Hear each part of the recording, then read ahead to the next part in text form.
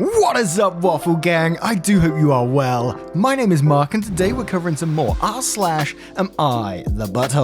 If you'd like to skip the initial waffle, timestamps are in the description and along the timeline below. But if you are new here, please consider hitting that like, that subscribe, and maybe, just maybe, that notification bell too, you spicy so-and-so. And with that being said, let's just crack on with today's stories. Much love, guys. Our first story comes from Aggravating Ear 9951. Am I the arsehole for not getting rid of my cat because my parents' new baby is allergic? I'm not going to get into it because it's a long story, but I only just started living with my parents in 2019, when I was 15. Before I moved in with my parents, I got a kitten because my foster parents thought it would calm me down to have something to care for. I bonded quickly and she helped me a lot with adjusting, so my parents helped me get the papers for her to be an ESA and move with me. Caring for my cat and having the routine of her care helps me more than anything. My parents have had a baby since I've moved in, and they've just found out that her baby is allergic to cats, and not just a little bit. So now they want me to rehome or even take my cat to the shelter because she's a risk to the baby. I can't get rid of my cat. I hate to say this, but she's my baby and I love her more than anyone. She has calmed me down from more panic attacks than I can count. I can't sleep without her next to me. She helps me give the confidence to deal with my new life. I just can't throw her away because now she's inconvenient. I can't picture life without her. I make sure to only keep her in my room and don't let her into common areas, but it's not enough and the baby is almost always sick. My therapist is involved and has said that they shouldn't be forcing me to give up my cat because it would be very bad for me. So they say it's my choice, but they tell me that it's my fault for keeping the cat, that I am being selfish for wanting to keep the baby sick. Am I the arsehole? And we'll start straight away with Glax and Flux saying your Autobot reason that you might be the arsehole should have been in the original post, and quotes, the baby is less than a year old and can't take allergy medicine yet. If it would even work, so living with a cat means chronic illness. Then says, unfortunately, it's going to be easier and safer for you to find another coping mechanism. There has to be another pet you can get or another option than it is for a baby to avoid an allergen that lives in the same house. Not only does living with their allergen cause them to be constantly sick with no medication to lessen the symptoms, the constant allergy attacks will mess with their immune system and possibly allow other illnesses in. It is very selfish to continue something that is physically hurting a defenseless child. You're the arsehole. And edit, I'm astonished at the amount of responses saying OP should rehome the baby or rehome the parents. I get that the Reddit hive mind believes the words, it helps my mental health, are a magic get out of jail free card, but things aren't always that black and white. And Zinnia says confused, I'm a pediatrician, it is very rare for an infant to be that allergic to a pet, or really anything but food, but there certainly are allergy medications that can be used in infants. It sounds like this needs more investigation, with an infant's pediatrician and probably an allergist before anything is done. And Halfad says, I'm sorry but you're the arsehole, I totally get this is really difficult for you, but you can't reasonably give allergy medicine to a baby and keeping the cat in your room isn't working. Best case scenario is to rehome the cat with a friend or family member where you can still visit regularly. Edit, also you might want to find a new therapist. I honestly find it disturbing that they're not encouraging you to find another coping mechanism that isn't one animal / they aren't encouraging you to do what's best for another human life, especially one that is your sibling. I don't mean to sound cruel, but cats don't live forever and God forbid yours passes early. This isn't a permanent solution, you need to be working on other ways to manage your mental health. And OP does reply to this saying my cat could easily live a dozen more years, but we have been working on other things. I have a low dose anxiety medication, but says that I just need time to adjust and build a new life, which is a lot easier said than done when moving to a new culture along with a global situation. And Tyrannosaurus Rex says, no one's an arsehole here, I wish I had an easy solution for this, but I don't. And Cosmic Waters says, as a cat lover, you're the arsehole. Allergies can be a serious risk and baby cannot do the same thing an adult can do to combat allergies. And Ace says, you're the arsehole, it's a horrible situation, but if the baby is that allergic, the cat needs to move. Also, it is not fair to the cat to be cooped up in one room. If it is impossible to rehome yourself with a cat, finding a good home for the cat is the only, albeit heartbreaking move. And one more from Mission Cloud 360 saying, the problem here is way more complicated than keeping or not the cat. For whatever reason, OP didn't grow up with her parents. OP was mostly raised by aunt and grandmother. She was in foster care when transitioning back to live with her parents. OP's parents already failed her so many times before. The cat is her coping mechanism. She is too young to fend for herself and probably she has no option to live out her parents' home. To make things worse, the parents now have a baby whose health is not compatible with living with a cat. I feel so sorry for OP. She has been put, without fault, in a horrible situation. How much more would OP have to give up? And now I turn this one to you guys. This is a tough one, but what do you guys think of this situation and how would you deal with it? Let me know in the comments below. And our next story comes from Please Just Smile. Am I the arsehole for getting annoyed that my fiance won't just smile for a picture instead of making a stupid gaping mouth face? My fiance makes this really stupid face in pictures. Smile big with your mouth closed, then just let your jaw hang open. It's this awkward, weird cross between a smile and gaping mouth. Sometimes he just opens his mouth really wide without a smile and looks super, I don't know, shocked, excited. He only does it sometimes though.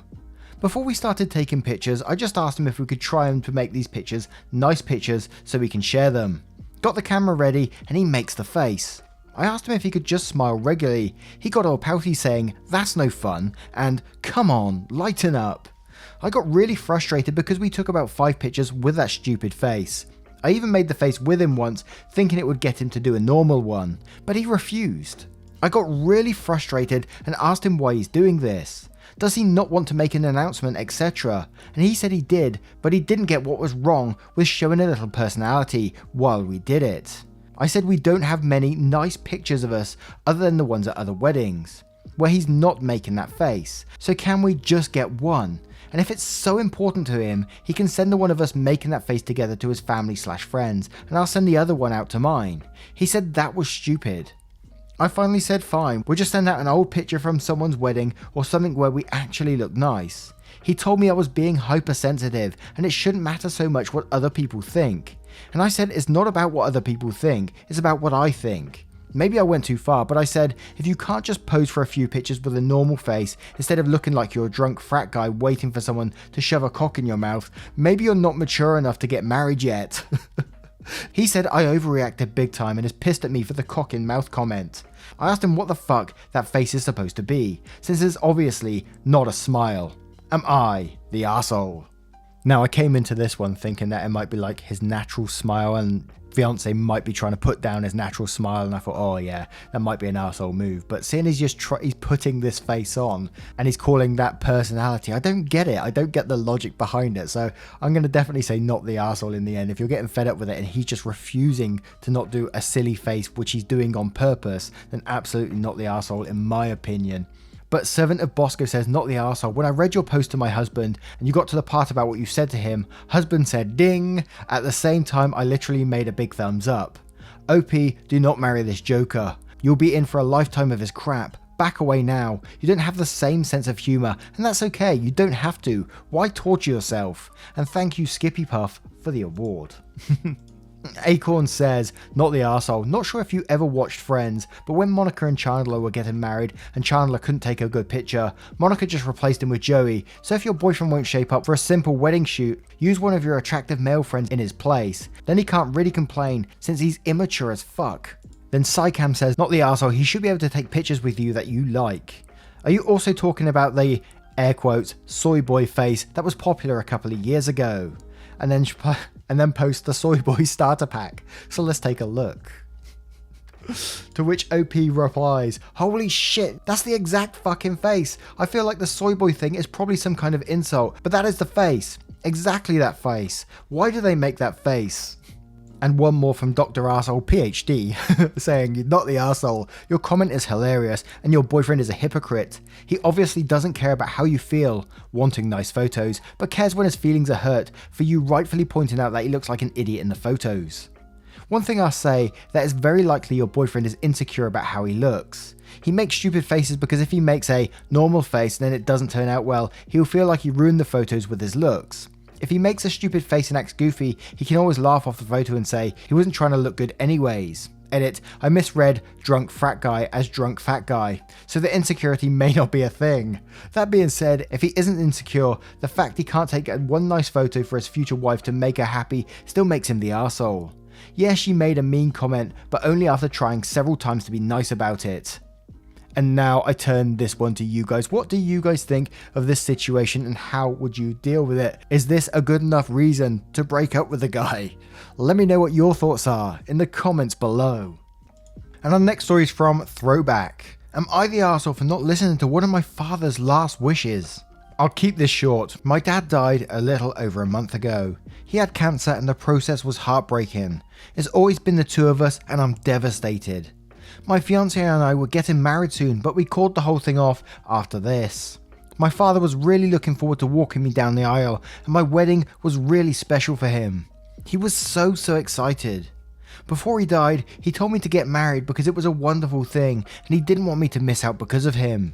My aunt took this literally and is constantly reminding me that it is what my father wanted and that I'm disappointing him by not doing it. Honestly, for me, it's hard enough to get out of bed every day, so imagine getting married. It's not like I'm never going to do it, but I'm so destroyed right now, I just can't. She doesn't seem to understand this and is being relentless that we should get married on our original date. She's now started to have family members drop it on casual conversations. It's exhausting and it's hurting me deeply. So am I the arsehole? Am I really disappointing my father for taking some time to grieve? Edit, gosh, thank you all so much for your nice words and the awards. They brought tears to my eyes. I never thought this would blow out like this. I read all your comments and unfortunately, this is not an issue I can talk to my aunt calmly about. She gets defensive and says she knew my father better than anyone, and this would be the right thing to do. Fortunately, all the family members that came to us understood and stopped insisting, but she keeps trying to get new people to suggest all the time. I hope this ends soon. Now let's just take this from the father's point of view. He wanted you to get married, but more importantly, he wants you to be happy. He doesn't want you to force yourself to have your wedding. He wouldn't want that. Let's just face it, he would not want that. So screw your aunt and what she thinks in this situation. You do what you feel is right for you. You grieve for yourself. You take the time to grieve that you need. As we say every single time, everyone grieves in different ways and you need that time to process yourself. So absolutely, 100% not the arsehole in this situation. But Filka Dave says, I'm so sorry for your loss. May your father's memory be for a blessing. What the fuck is wrong with your aunt? Take all the time you need to grieve, not the arsehole. And iDrow says, not the arsehole. Tell your aunt that when you get married it is your business. That's the end of it. If she keeps bringing it up, tell her it's not up for discussion and end the conversation. Everyone grieves at their own pace. She doesn't get to decide when you're ready. Setting boundaries is a wonderful thing for your mental health. And Diarma says, not the arsehole. Tell your aunt that he would not have wanted her to harass his daughter daily while she's trying to grieve. And Not Cleaver says, not the arsehole. Your father wanted you to get married, but he also wanted you to be happy. It's not ignoring his last wish. And MM172 says, not the arsehole. Ask your aunt whether she thinks your dad would want the primary motivation behind your wedding to be getting overbearing relatives who think they get to set the timetable on your grieving process off your back. Then tell her if she continues to push this, she and anyone else who is making their mission to make a difficult time even harder for you will not be part of the event when it does take place. This is not up for discussion and she needs to drop it. And if she won't, then limit your contact with her and anyone else who thinks this is something they get to weigh in on. You can work with your fiancé if there comes a point at which it seems like grief counselling might be a good idea to help you move forward. But 1 month is far from that point. I'm so sorry for your loss. And now I turn this one to you guys. What do you guys think of this situation and how would you deal with it? Let me know in the comments below. And our next story comes from Twisted Raccoon. Am I the arsehole for not making sure there was space in the fridge for my roommate's food? I, female 19, have a roommate. At the beginning of the year, I rented a micro fridge, a mini fridge with a microwave attached to it. Well, that's a thing? I asked my roommate if she wanted to split the payment and share the fridge. She said no, because she wouldn't use it that much. I was completely fine with that, but still put it in our common area so that she could use it every once in a while if she wanted to. It's not that big of a deal to me. Fast forward to about 2 weeks ago, the night before I went to get some snacks from Target and ended up filling the freezer and the fridge. It's not very big, so it's pretty easy to fill.